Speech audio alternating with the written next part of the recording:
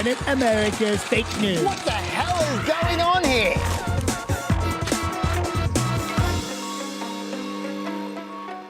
Thank you for joining us once again as we take another fun-filled trip to Planet America. I'm John Barron. And I'm Chaz Licciardello. This week, what is killing America's vapers? The idea right now is a form of vitamin E that's been added to the vape liquid. Also this week, who got the biggest boost from last week's Democratic debate? Well, obviously Elizabeth Warren, it's always her.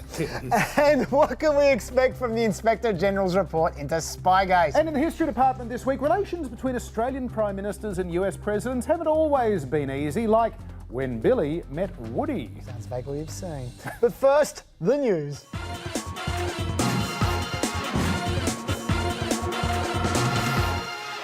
The bitter debate over Supreme Court Justice Brett Kavanaugh resumed this week after previously unpublished allegations of sexual misconduct appeared in a new book. The New York Times printed a story by reporters Robin Pogrebin and Kate Kelly based on their upcoming book, The Education of Brett Kavanaugh, where they recount the explosive allegations made by academic Christine Blasey Ford that a drunken Kavanaugh had sexually assaulted her in college, which the authors found to be, quote, credible during their 10-month investigation. But they found allegations of Kavanaugh exposing himself to a second woman, Deborah Ramirez, were more fully corroborated.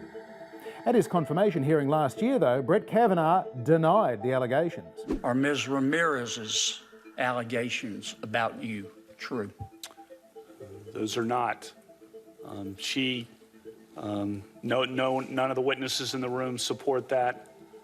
If that had happened, that would have been the talk of campus. It was down in paragraph 11 of the story that the most explosive new claim appeared. A classmate, Max Steyer, saw Mr. Kavanaugh with his pants down at a different drunken dorm party at college where friends pushed his penis into the hand of a female student.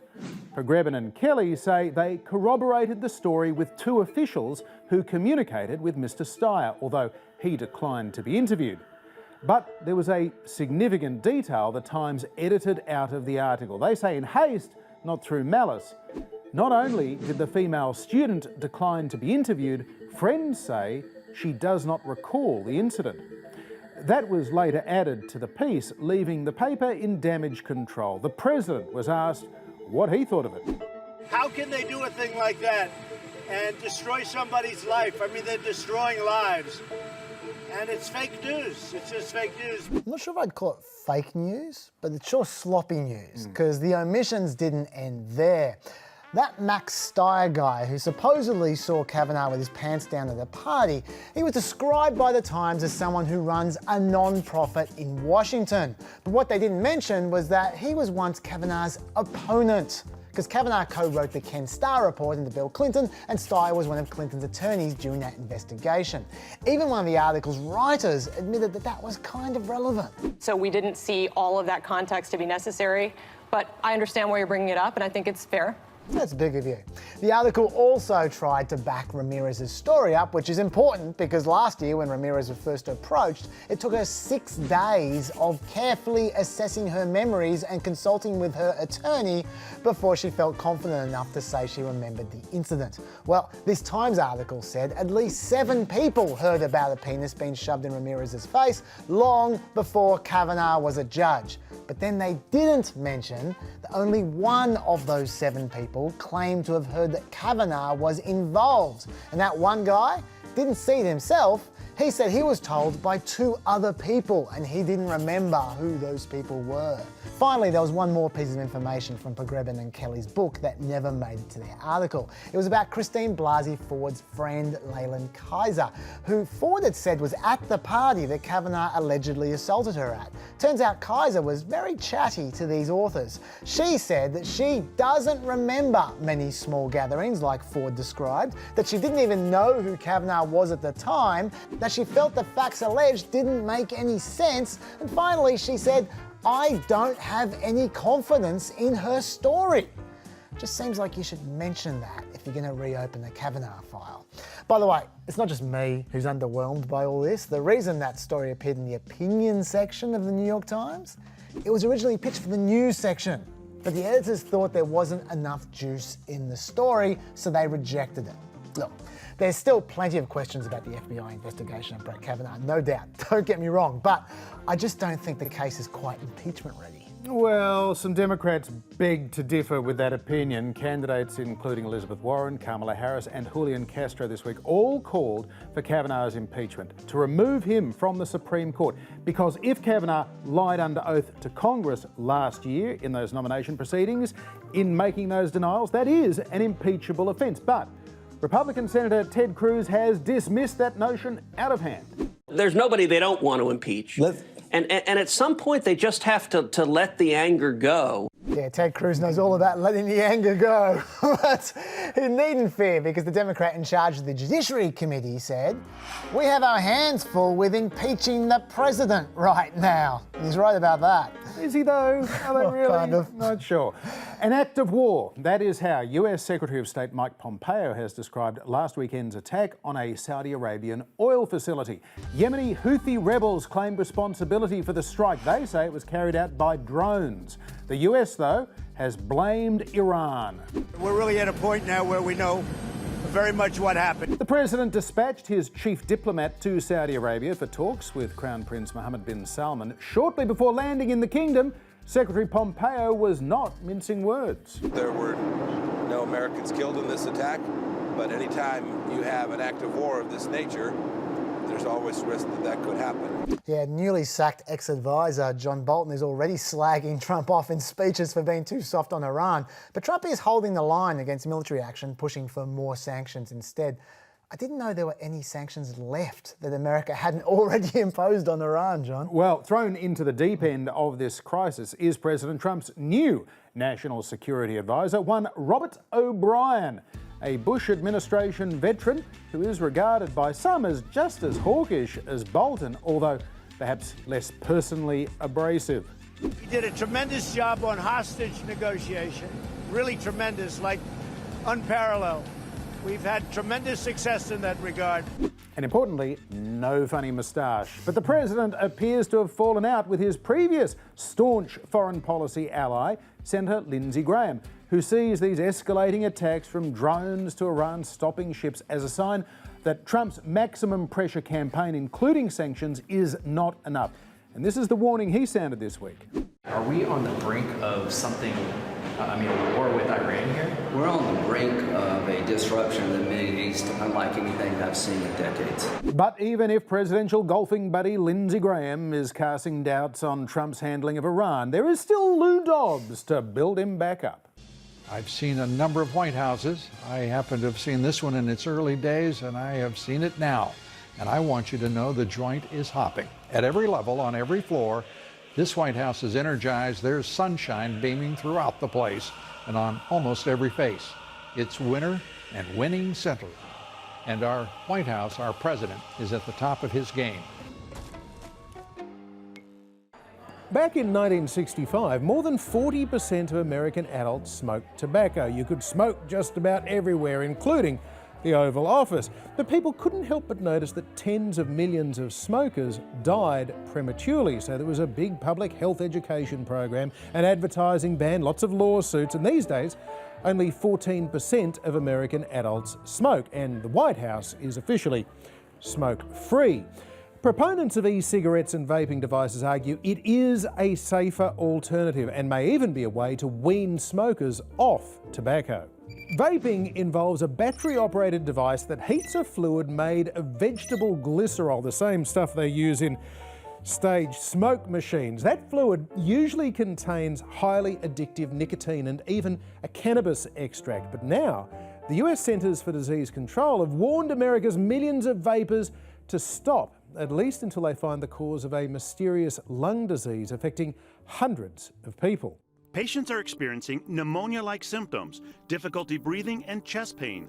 Some are even in intensive care on ventilators. It's unclear what's causing the problem, the devices, or what's inside them. And the number of deaths from acute respiratory distress syndrome linked to the use of vaping devices continued to rise this week. Seventh person has died in the U.S. from lung disease related to vaping. Health officials in California today confirm the latest death, this one outside San Francisco. ARDS causes the lungs to fill with fluid, although the precise cause is still unknown.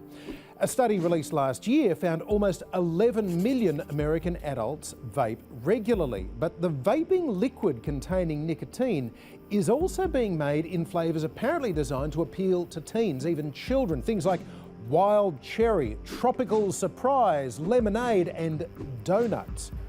Last year, the number of American teens vaping spiked to over 37%, up from below 28% just a year before. Health officials are now calling it an epidemic. Meanwhile, less than 4% of high school seniors smoke tobacco daily, but the fear is that could be about to go back up. Data suggests almost a third of teen vapers will start smoking tobacco within 6 months, compared to 8% of non-vapers. So there is evidence it's a gateway to tobacco. And despite declining numbers of smokers, tobacco still kills around 500,000 Americans every year. Last week, former New York Mayor Michael Bloomberg announced that he'd contribute $160 million to a push to ban flavoured e-cigarettes.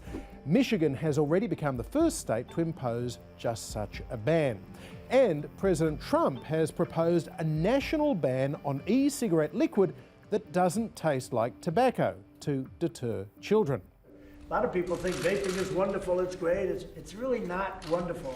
And India, where 35% of adults smoke tobacco, have gone one further this week, banning e-cigarettes altogether. Chaz. Jeez, John, can you open the door? Dave, can you go back to that graphic from John's about take up smoking? That one, yeah. Okay. 30% of vaping school kids took up smoking in 6 months, right? So did vaping act as a gateway to smoking, or are kids who vape exactly the kinds of kids who are going to smoke anyway? Well, this is the share of high school students vaping at some time during a 30-day period. Like John said, it's gone through the roof. But look what's happened to high school smoking during the same period. Boo! So is this leading to an increase in that? You judge for yourself.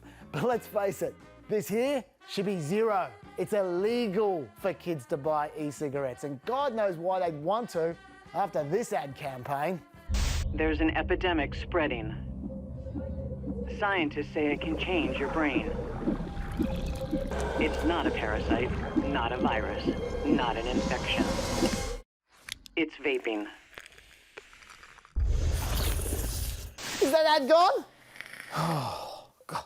So why encourage high school kids to vape with teen-friendly flavoured vaping liquids like these? Well, some might say that if e-cigarettes that kids love so much all tasted like cigarettes, then that might make teens more likely to start smoking cigarettes. The vapers could also point out that those teen-friendly fruity flavours are also adult-friendly as well. A study found about 90% of adult vapers said their most frequently used vaping flavour was one of those sweet flavours that politicians think are just there for kids. And these are the flavours that politicians think adults like. They're favoured by 2% of vapers each. And this is important because at least 35% of adults try to quit smoking using e-cigarettes. That's more than patches or gum. And when they do quit by vaping, it sticks. Adults using e-cigarettes every day were 77% more likely than non-users to have quit and stayed off cigarettes after 2 years. And by the way, regular use of multiple e-liquid flavours was associated with significantly higher odds of having quit smoking, which might be why even now in the UK, the NHS still recommends that smokers use e-cigarettes to help quit smoking. And this might be a good time to remind you that 480,000 people die every year from smoking-related illnesses. Out of 34 million smokers, that's a death rate of 1.4% per year. Whereas vaping has killed 7 people out of 11 million vapers, which is a death rate of 0.0000065%. Although admittedly those 7 people have just been in the last couple of months, so this number might be about to get much worse. It's concerns about the uncertain risk of vaping that led San Francisco to ban e-cigarettes completely in June. Although we should note that even the ex-FDA chief who's been driving so many of these concerns, Scott Gottlieb, acknowledges that the severe cases point to illegal products that are being cut with dangerous chemicals being at fault. So it might not be a great idea to ban e-cigarettes completely and to drive people further into the black market where the dangerous e-cigarettes are. So, what's the real risk and where should lawmakers draw the line? John, see you at the desk. Well, for more, we're joined by one of the leading experts in nicotine addiction in America, Yale University's Professor Marina Picciotto. Professor, welcome to Planet America. Thank you very much for having me. So, are we any closer to knowing what is causing these recent deaths associated with vaping? Well, there are hints now, and the idea right now is a form of vitamin E that's been added to the vape liquid. When you get oil in your lungs, there's a natural reaction that's a profound inflammation. Think about something like asthma or something where your lungs are reacting to try to get something foreign out of them. That's what seems to be happening, and there's massive lung damage as a result of it. And it's already known that this oil response is something that the body reacts to in general. And now it seems that the oil in vaping liquid is causing it. Still more information to come, but that's where we are now. But why is vitamin E oil even in vaping fluid? The first indication is that many of the people who were vaping and having these lung problems were using custom vape liquids, some of them with cannabis, others with nicotine, but it seems like it's a little bit more general than that, and that even some individuals who are not using custom vape liquids are getting a response like this. Vaping's been in widespread use now for over 10 years. If vaping in itself was the issue, wouldn't people have started dying long before now? Vaping is simply heating some kind of liquid, some kind of vehicle, in order to get something deep enough into your lungs that it's absorbed into the body and quickly goes to the brain. We know that there are many, many constituents in vaping liquids, and that includes things like formaldehyde. It's a trace component, but there is some in there. The vehicle itself is not necessarily completely inert. We also know that people who have been vaping nicotine very heavily have been having problems from the nicotine itself. There are now increasing reports of teens who vape almost constantly over the course of the day, maybe because they don't have that feedback that you might get from the harsh feeling of smoking, and that teens who have been vaping all day or consistently occasionally have proceeded to having seizures and to having the negative effects of having too much nicotine get to the brain. So I think the message that we have to get out is that the idea that this is a safe way to get a harmless chemical into your brain, in this case either nicotine or THC, is really not the case. We know that there are other constituents like flavors that change their form, that have chemical reactions because of the heating. The idea that heating to a high temperature without burning would not result in the kinds of negative chemicals that, for example, cause lung cancer from cigarettes is, I think, very naive. As we know more about how the chemicals change at these high temperatures, we may find that there are more and more constituents of different vaping liquids that can have very negative effects, either short-term, like the deaths that we're seeing from lung disease, or longer-term, as we found out to our displeasure about smoking from the 60s, which takes decades to cause lung cancer and early death, but is still very dangerous. And how long do you think it will take before we have a decent idea of the potential long-term effects of vaping? When I first saw the uptake of vaping, I thought we would maybe have to wait decades, the same way that we did with smoking, to find out what the negative consequence of a massive change in our behavior might be. Unfortunately, it's turning out that we're having to wait much less time than I expected. These deaths due to lung damage are much, much more rapid than I thought we would be seeing morbidity from vaping. unfortunately, because vaping liquids are not really regulated very much, we will find that constituents make their way into these vaping liquids that have not been tested in human lungs, that have not been vetted, and that may cause additional harm and in ways that we don't yet know or we don't yet expect. Defenders of vaping say, of course, there is a huge upside if addicted tobacco smokers vape instead. We know that tobacco kills around a third of regular users. There is no cancerous tar in vaping fluid, so isn't it better for them at least? I think that we have to make very clear the distinction between people who are currently smoking and at risk of tobacco-related illnesses and people who are starting to take up vaping because they think it's very safe. If you're considering quitting smoking and vaping will help you, and you use liquids that are in commercial products, then it is likely that you are decreasing your harm. However, what we're seeing is that a decades-long public health campaign that decreased youth smoking because of the increasing understanding of the short and long-term dangers of tobacco smoking is being eroded really quickly. And nicotine itself is not harmless to the developing brain. If you're a teenager and you're starting to vape because it feels very safe compared to tobacco smoking, then that's really a negative consequence of these vaping devices. The developing brain is making connections to take experience in the outside world and match it to behavior.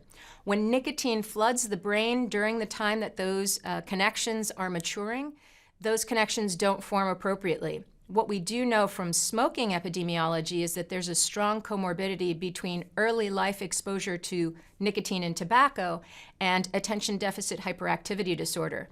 My concern is that as teens take up vaping, they will undergo similar changes in the brain, and we may have a long-term consequence on attention and ability to behave appropriately in response to distracting events in the environment that are a result of teen vaping. What we do know is that if you are a young person and you're thinking that this is harmless, it is not. In terms of an older smoker who wants to quit, this could be a way forward. Would banning flavours like bubblegum and others that seem to be aimed at kids make a difference, or would those kids just get their flavouring agents online? I think it's pretty clear that the reason that you put bubblegum flavor into a device, whether it's alcohol or a cigarette or vaping liquid, is in order to attract young users. It's been a long time that almost all flavorants except for menthol have been banned from combustible tobacco products, and there's a reason for that. That's because those were meant to make it easy for kids to start smoking. I think the same thing is true of vaping liquids. When side-by-side tests are done of, for example, tobacco flavor and sweet flavors, kids uniformly hate the tobacco flavor and like the sweet flavors or the sweet associated flavors. When adult smokers who are trying to use vaping devices to quit use the tobacco flavor, they're much more used to that flavor from the tobacco products themselves, and they're much more likely to tolerate those flavors. The only reason to keep bubblegum flavor is to start kids vaping earlier and earlier. Professor Picciotto, thank you very much indeed for your time. Thank you for having me. Senator Elizabeth Warren of Massachusetts has emerged as the big winner from last week's third-round Democratic debate in Houston, Texas, at least according to a poll from NBC and the Wall Street Journal. Vice President Joe Biden's double-digit lead has been cut to just 6 points, and that is the third poll in a week to arrive at that margin. What's also notable about this poll is if we compare it to the last poll from NBC back in July, Biden and Warren have both gained ground. Sanders and Buttigieg are steady. Kamala Harris has lost more than half her support. She's dropped to 5th place, just ahead of Andrew Yang. Harris is not the first candidate to have a bad summer. Obama and John Kerry had setbacks before gathering steam into the primaries, but this is crunch time for the California senator. And her new strategy, focus laser-like on first-to-vote Iowa, or, as she reportedly said within earshot of NPR's Matt Laslo this week, I'm moving to Iowa. And by the way, if you don't think Harris is struggling, look at this. This is the polling in Harris's home state of California, where she's just been passed in one poll by Andrew Yang. Now, that was just one poll, but Andrew Yang. The only thing that Harris can take comfort from, John, is this. According to that NBC poll you cited, only 9% of Democrats have made up their mind who they're voting for. So theoretically, she could still win 91% of the vote. So could Andrew Yang. President Trump spent 2 days in California this week, attending fundraisers and picking a fight with the state government over vehicle emissions. Under Obama-era federal regulations, emission standards were due to increase to 54.5 miles per gallon by 2025. That's 23 kilometres per litre in our money. Earlier this year, the Trump administration announced it would freeze fuel economy in 2020 at 37 miles per gallon. Then, California cut its own deal with 4 automakers to impose a standard with an average of 51 miles per gallon by 2026, using a waiver from the 1968 Clean Air Act, allowing them to set higher standards than Washington. Because of California's huge market power, that threatened to become a de facto national standard. Well, this week, the president stepped in, announcing a plan to revoke that waiver power, bringing California back in line with that lower federal standard, which he claims will produce far less expensive cars for the consumer, while at the same time making the cars substantially safer. And Chaz, California's Governor Gavin Newsom says he is going to fight this one in the courts. But can you explain how on earth making cars less fuel efficient makes them safer? That's a very good question, John. Now, according to the Trump administration, putting a freeze on emission reductions will prevent more than 12,700 deaths from road accidents. How? Well, firstly, fuel-efficient vehicles cost less to run, so people will drive more, so more accidents. Okay. Secondly, fuel-efficient vehicles will be more expensive to buy, so people will buy fewer new cars, and old cars are less safe. Okay. And thirdly, cars will become lighter to be more fuel efficient, making them less safe in crashes. I don't think that's a thing. No, I personally find all 3 reasons extremely unconvincing, I have to say, as did the EPA, who privately told the administration that their proposal would actually increase road deaths. But hey, what do the EPA know about doing their job? I should point out, though, that people acting like this override is unprecedented. They're wrong. In 2007, the Bush administration also denied California a waiver for car emission standards. The only difference is that this time, 17 car companies actually asked Trump for stricter car fuel efficiency standards. The car companies themselves do not want this. It's opposites day, John. I think maybe the oil companies are quite happy, though. Australia's Prime Minister Scott Morrison is getting the full red carpet treatment in the United States this weekend, afforded only the 2nd official state visit of the Trump presidency.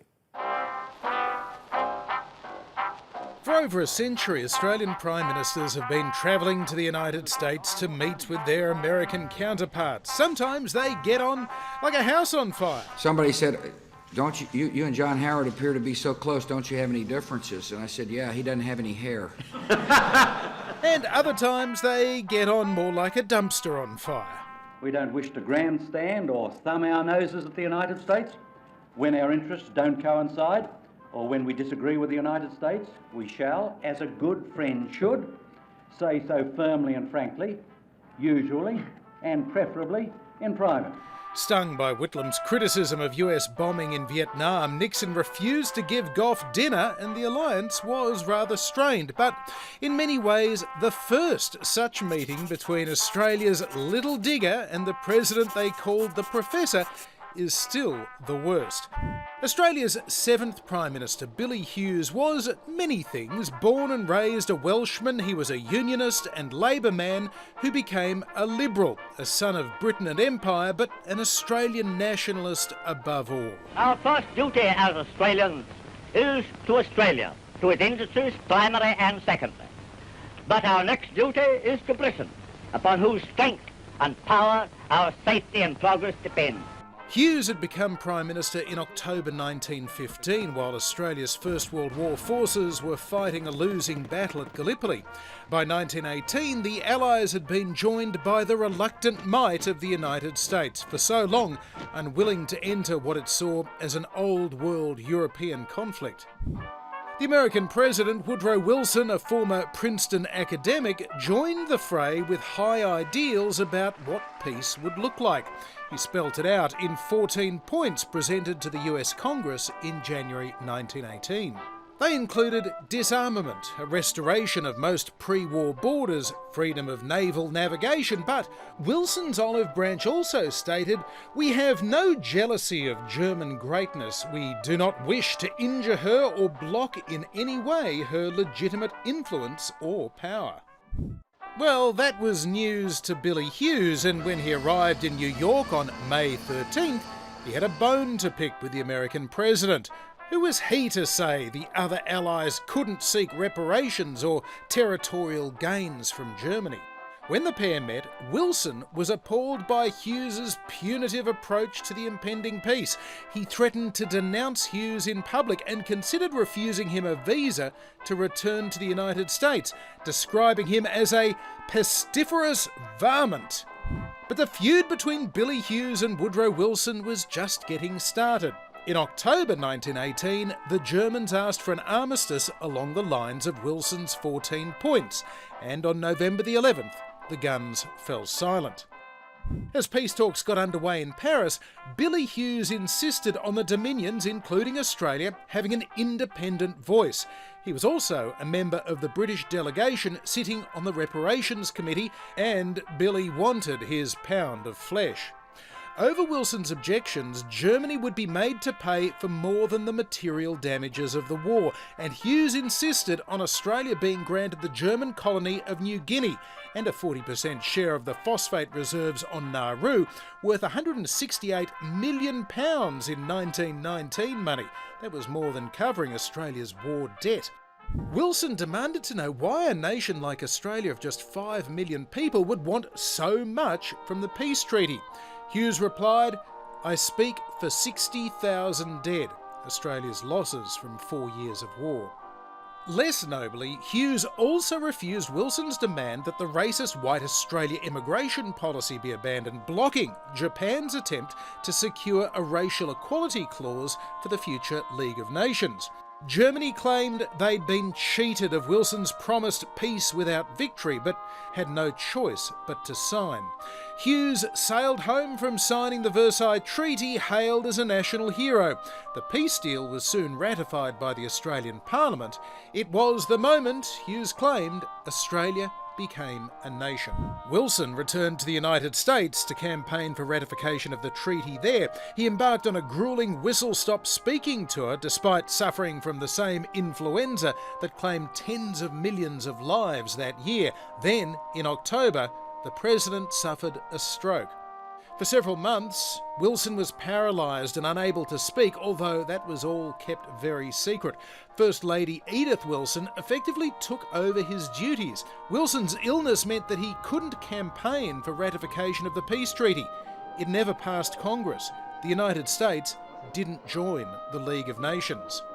The Allies, including Australia, imposed their punitive peace, helping to sow the seeds for a Second World War 2 decades later. And it was that conflict that finally saw the retreat of the British Empire and Australia turning to the United States as its new, great and powerful friend. Well, the proverbial may finally be hitting the fan. Could you please take that off like now? Thank you. We are getting closer to a final determination of whether Justice Department officials broke the law or violated policy when they sought permission to begin surveillance on the Trump presidential campaign prior to the 2016 election. The Department of Justice Inspector General has been looking into that for 18 months. But on Friday, he told lawmakers that he submitted a draft to Attorney General Bill Barr and his report is being finalised before its public release. So what's it all about? FISA stands for the Foreign Intelligence Surveillance Act. It stipulates what intelligence agencies can and can't do. So if you want to spy, for instance, on ex-Trump campaign advisor Carter Page, you can apply for a 3-month FISA warrant from a secret FISA court. If you want more than 3 months, you need to show them you got something valuable from the first 3 months and so on. Now in Carter Page's case, the FBI and Department of Justice applied for and received 4 FISA warrants, and those applications were approved of by a variety safety of people. But there's been some suggestion that the evidence they cited wasn't very good and might in fact have been misleading. Some of that evidence was the infamous Steele dossier, and some of that evidence was the conversation that ex-Trump advisor George Papadopoulos had with mysterious Professor Joseph Mifsud about thousands of emails that Russia supposedly possessed that could prove damaging for Hillary Clinton. There have been all kinds of questions about who that Mifsud character was working for and why he approached George Papadopoulos. But all of these topics and more have been investigated by the Inspector General as he prepared his report on these FISA warrant applications. The question is, what will be in that report? No! People are going to be changing channels! Okay, let's get serious. We're joined now by progressive independent media journalist Erin Murtagh, who was deeply suspicious about Russiagate from the very beginning. Erin's criticised the Carter Page FISA application for downplaying the Steele dossier was paid for by Trump's opponent, as well as some of its more lurid suggestions about Carter Page, none of which were substantiated by Robert Mueller. Erin, what was it about the FISA application that most concerned you? Well, there's two things. One is the fact that, it does say that the research the Carter Page information comes from somebody who was looking into Trump and was paid to do it. So it alludes to what Steele was doing, but it's not specific. It doesn't specify that, of course, the person paying Steele was Trump's political opponent, which means that on its face, Steele was a very politically compromised source. The FBI also made no effort at that point to corroborate what it was saying. It tells the court that it believes that Carter Page is coordinating between the Trump campaign and Moscow, but it doesn't present any other information to corroborate that beyond what the Steele dossier said. So to hide the source of that information in that way and to make such an explosive charge in a FISA warrant, to me, seems like a pretty big oversight. What's the theory for why the FBI would want to spy on Carter Page when he was no longer part of the campaign? If you spy on Carter Page, even if he's no longer a member of the Trump campaign, you still get a window into everyone he communicates with, and you can also go backwards. So basically, what I think that was a way to not just go after Carter Page, but also go after anybody else in the Trump campaign who he might have communicated with, because at that point, the investigation was already underway. Okay, and let's say the FISA applications of Carter Page turn out to have been a complete joke. Why should your average American care? Well, I think the broader import here is, do we want to hand over our intelligence agencies the right to spy on people based on specious information? And furthermore, do we want to give intelligence agencies the right to interfere in democratic campaigns that way? I mean, after all, this is one of the two main presidential campaigns being essentially spied on by the FBI. That's really serious. Look, I'm not a Trump supporter. I'd love to see Trump defeated in 2020.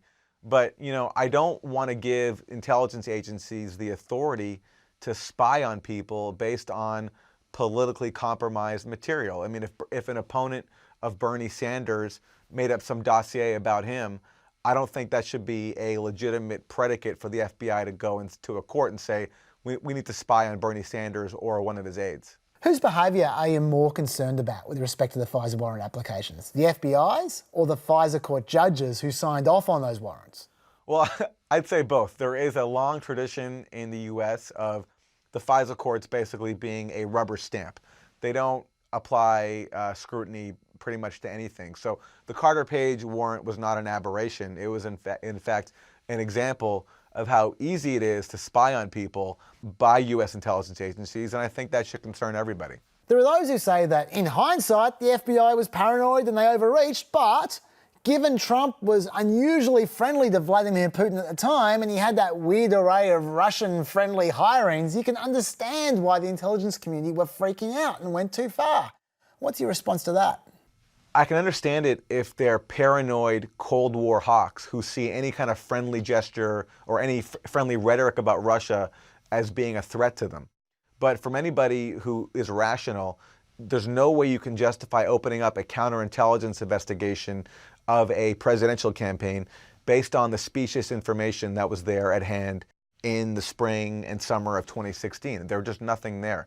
Throughout this whole Mueller probe, you can't even show a single person acting on behalf of the Kremlin, speaking to the Trump campaign, except for basically the Russian ambassador and an assistant in the Kremlin press office who called Michael Cohen, who was Trump's lawyer, to reject Michael Cohen's request for assistance building a Trump tower in Moscow. So this was a huge overreaction.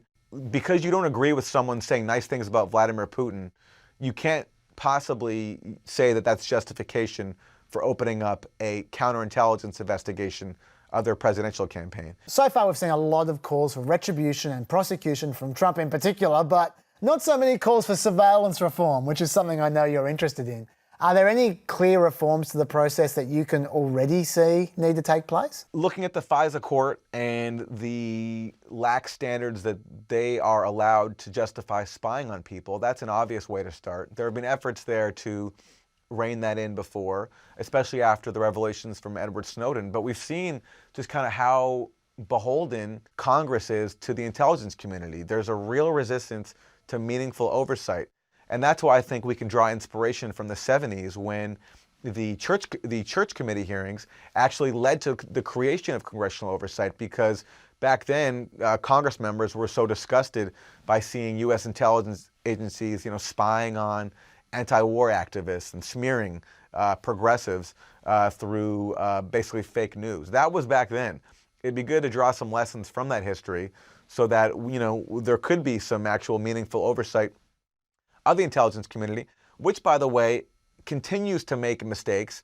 The Iraq War was based on phony intelligence concocted by the intelligence community. That should have been a giant red flag, but there was no meaningful oversight that came out of that. I wish there was oversight to come out of Russiagate, but unfortunately, I'm not getting my hopes up. Finally, where do you think this all ends up in 5 years' time? If there is accountability, then in 5 years there will be a recognition that for over 2 years the U.S. kind of lost its mind. And that speaks to a convergence of many factors, but all of them have to do with the fact that Russiagate ultimately was not a resistance to Donald Trump.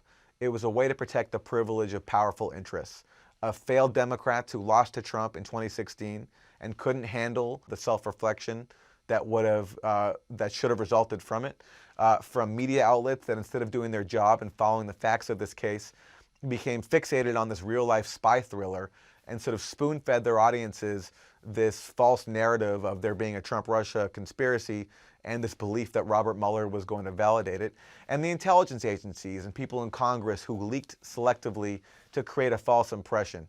So all of this had the impact of protecting the privilege and influence of the people who were perpetrating it. The rest of the country and the rest of the world really suffered, and hopefully in 5 years there will be some recognition of that. Erin Murtagh, thanks for visiting Planet America. Thanks for having me.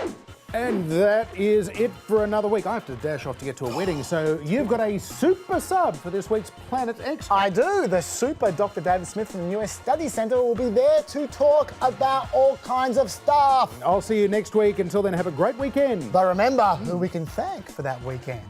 Bye-bye. Have a great weekend. The president makes such a thing possible for us all.